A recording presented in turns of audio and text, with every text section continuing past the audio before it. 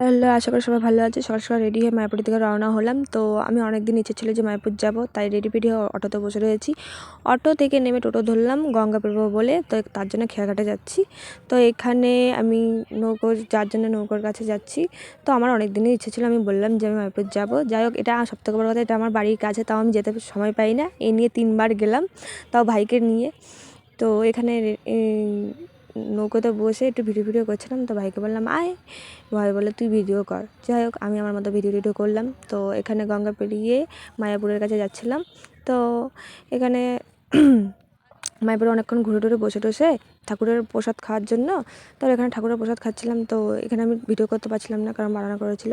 তো খাওয়া দাওয়ার পর আমি বললাম একটু ঘুরু টুরু আটটু করে আসি, কবে আসবো তার ঠিক নেই। এটা আমার বাপের বাড়ি, এখানে আমার শ্বশুরবাড়ি না।